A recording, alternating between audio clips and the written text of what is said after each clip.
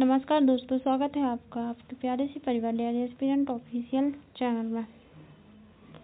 चलिए, कैसे हैं आप लोग? आई होप सब ठीक, मस्त और ज़बरदस्त होंगे और निरंतर अध्ययन कर रहे होंगे। चलिए, तो हम पढ़ रहे थे अलंकार, जिसमें हमने शब्दालंकार पढ़ लिया था और अर्थालंकार के बारे में पढ़ रहे थे। अर्थालंकार में रूपक अलंकार भी पढ़ लिया था और आज शुरू करते हैं उत्प्रेक्षा अलंकार। उत्प्रेक्षा अलंकार, इसकी परिभाषा, जहाँ उपमेय में उपमान की संभावना व्यक्त की जाती है वह उत्प्रेक्षा अलंकार होता है। उत्प्रेक्षा अलंकार क्या है कि उपमेय में उपमान की संभावना व्यक्त की जाती है बात। और इसके उत्प्रेक्षा अलंकार के वाचक शब्द कौन कौन से होते हैं? जैसे जनु मनु जानु मानो, जनु मनु जानो मानो, लेकिन वरन परंतु किंतु, जनु ज्यों मन्यु जहाँ वहाँ कहाँ। ये शब्द उत्प्रेक्षा अलंकार के वाचक शब्द हैं। उदाहरण क्या है? सोहत होड़े पीत पटुश्याम सलोने गात, मनहु नील मणि शैल पर आतफ पर्यो प्रभात। सोहत ओढ़े पीत पटुश्याम सलोने गात, मनहु नील मणि शैल पर आतफ पर्यो प्रभात। ठीक है। अगला है चमचमाद चंचल नयन बिच घूंघट पट छीन। चमचमाद चंचल नयन बिच घूंघट पट छीन। और मनहु सुर सरिता विमल जल उछरत जुग मीन। मनहु जनौ, इनको याद रखना है। जैसे अगला क्या है? उस काल मारे क्रोध के तन कांपने उसका लगा, मानो हवा के जोर से सोता हुआ सागर जगा। अगला है फूले का सकल मही छाए, जन वर्षा ऋतु प्रगट बढ़ाए। ठीक है। चलिए आगे चलते हैं। दूसरा क्या है? नेक्स्ट अगला क्या था? अतिशयोक्ति अलंकार। इसकी परिभाषा, जहाँ किसी वस्तु व्यक्ति या कथन का वर्णन लोक सीमा से बढ़ा चढ़ाकर प्रस्तुत किया जाए वहाँ अतिशयोक्ति अलंकार होता है। जैसे भूप सहस 10 एक ही बार, लगे उठावन टरत न टारा। इसमें क्या बताया गया है कि सीता के स्वयंवर की बात कही गई है कि 10-12 हजार राजा एक ही बार में धनुष को उठा रहे थे, लेकिन वो धनुष खिसक भी नहीं रहा था थोड़ा सा। ठीक है। अगला है आगे नदियाँ पड़ी अपार, घोड़ा कैसे उतरे पार, राणा ने सोचा इस पार, तब तक चेतक था उस पार। ठीक है। अगला है हनुमान की पूंछ में लगन न पाई आग, लंका सिगरी जल गए निशाचर भाग। और अगला है पानी परात को हाथ छुए नहीं, अखियों के अश्रुओं से पग धोए। इसमें बता रहे हैं कि जब सुदामा जी कृष्ण जी के यहाँ गए तो उन्होंने पानी को लिया ही नहीं और अपने आंसुओं से ही उनके पग धो दिए। मतलब इसमें बहुत ज़्यादा बड़ा चढ़ाकर बात कह रहे हैं।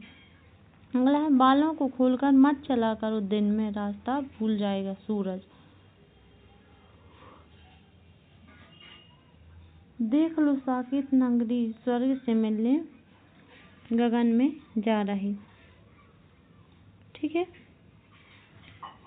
चलिए अगला है भ्रांतिमान अलंकार। 5वां है शब्दालंकार का भेद क्या है? भ्रांतिमान अलंकार। इसमें क्या होता है कि जहाँ समानता के कारण एक वस्तु का दूसरी वस्तु से भ्रम हो जाता है वह भ्रांतिमान अलंकार होता है। जैसे वृंदावन बहरत फिरे, राधा नंद किशोर, और नीरद यामिनी जानी संग डोले बोले मोर। अगला है पेशी समझत माणिक को, वह विहंग देखो ले चला, लाल रंग की मणि पक्षी मांसपेशी। इसमें बता रहे हैं कि पक्षी ने मांस के टुकड़ा को मणि समझकर ले चला है। ठीक है। कपि कर हृदय विचार दीन्ही मुंद्रे का डारी, तब जानी अशोक अंगार सिए हर्षी उठकर। चलिए आगे नेक्स्ट क्या है। नाग का मोती उदर की क्रांति से, बीज ताड़म को समझकर भ्रांति से, देख सहसा हुआ सुख मौन है और सोचता है यह अन्य सुख कौन है। ठीक है। चलिए अगला है संदेह अलंकार। जब किसी वस्तु में उसी के समान दूसरी वस्तु का संदेह हो जाए और किसी निश्चयात्मक ज्ञान की प्राप्ति नहीं होती है। जो भ्रांतिमान अलंकार है उसमें एक निश्चित ज्ञान की प्राप्ति होती है कि बाद में पता चलता है कि ये तो कौन सी वस्तु है, और जो संदेह अलंकार है इसमें एक निश्चित ज्ञान की प्राप्ति नहीं होती है। ठीक है। जैसे नारी भी सारी है कि सारी भी नारी है, नारी है कि सारी है कि सारी है कि नारी है। इसमें पता ही नहीं चल रहा है कि सारी है कि नारी है। ठीक है। अगला है यह मुख है या चंद्रमा। यहाँ भी पता ही नहीं है कि मुख है कि चंद्रमा। तारे आसमान के हैं या मेहबान के। ठीक है। चलिए आगे चलते हैं। अनुयुक्ति अलंकार। इसकी परिभाषा। जहाँ किसी वस्तु या व्यक्ति को लक्ष्य कर कही जाने वाली बात किसी अन्य व्यक्ति के लिए कही जाए वहाँ अनुयुक्ति अलंकार होता है। यहाँ क्या है कि जहाँ किसी एक व्यक्ति को लक्ष्य किया जाता है लेकिन बात किसी दूसरे व्यक्ति के लिए की जाती है तो उसमें अनुयुक्ति अलंकार होता है। जैसे बेना यहाँ नागर बड़े दिन आदर तो आओ, और फूलो अन फूलो भयो गव्यू गाँव गुलाब। ठीक है। इसमें किसकी बात कही गई है। गांव के, जो गांव में लोग रहते हैं, चाहे वो पढ़े लिखे समझदार हों चाहे अनपढ़ हों, उनकी बात कही गई है। और कही किससे जा रही है। गुलाब के फूल से, कि फूल चाहे गुलाब को हो लेकिन वो गांव में ऐसे ही रहेगा। अगला है स्वार्थ सुकृत ना समृथा। स्वार्थ सुकृत ना समृथा देखी विहंग विचारी, और बाज पराग पानी पिया तू पक्षी नू ना मारी। ठीक है। यहाँ बता रहे हैं एक अच्छे मतलब गरीब और अमीर लोगों के बारे में बात की गई है। ठीक है। लेकिन कर किसकी रहे हैं। बाज की नहीं, कर रहे हैं अमीर और गरीब लोगों की, और कर किससे रहे हैं। बाज से। इसे याद रखना है। अगला है जिन जिन देखे बेश कुसुम गई सु बीती बहार, अब अली न रही गुलाब में अपत कटीली डार। और नेक्स्ट है नहीं पराग नहीं मधुर मधु, नहीं विकास यही कार, वाली कली सो वही हो आगे कौन हवार। ठीक है।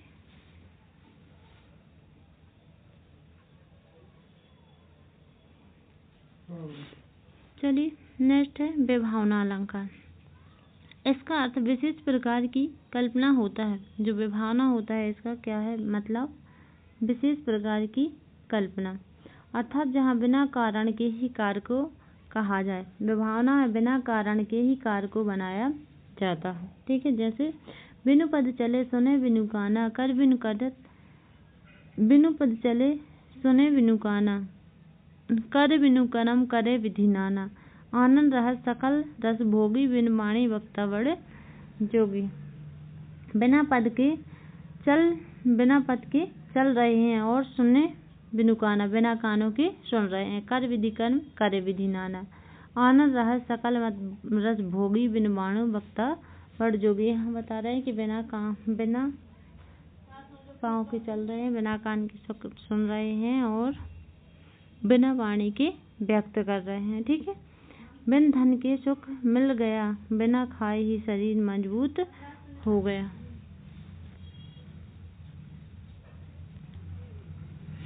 अगला है विरोधाभास अलंकार।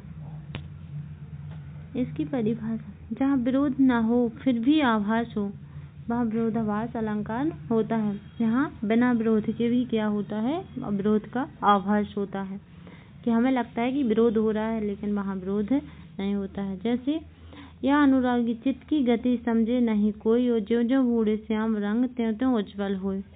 क्या बता रहे हैं कि श्याम रंग ज्यों ज्यों बूढ़े हो रहे हैं त्यों त्यों उज्ज्वल मतलब सुंदर लग रहे हैं। ठीक है। ना खुदा मिला ना विशाले सनम, और ना इधर के रहे ना उधर के हम। न खुदा सोया ना मुझे सोने दिया, और जब से है आँख लगी तब से ना आँख लगी। ठीक है। चलिए नेक्स्ट है दृष्टांत अलंकार। अगला है दृष्टांत अलंकार। इसकी परिभाषा, जहाँ उपमेय और उपमान तथा उसके साधारण धर्मों के बिंब प्रतिबिंब का बोध होता है उसे दृष्टांत अलंकार कहते हैं। इसमें क्या होता है, उपमेय और उपमान और साधारण धर्म के बिंब प्रतिबिंबों का बोध होता है। जैसे बरसे बुराई जसु तन ताहि को सम्मान, और भलो भलो कही छोड़िए खोटे ग्रह तप दान। एक म्यान में दो तलवारें कभी नहीं रह सकती, और तजी भाषा तन प्राण की दीवनी मिलन रंग। चलिए अगला है व्यतिरेक अलंकार।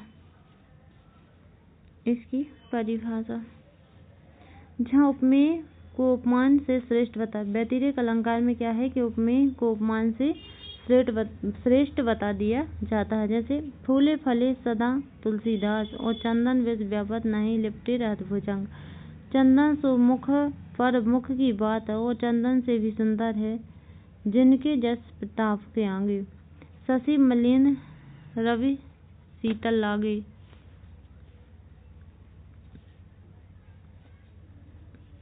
चलिए अगला है विशेषोक्ति अलंकार।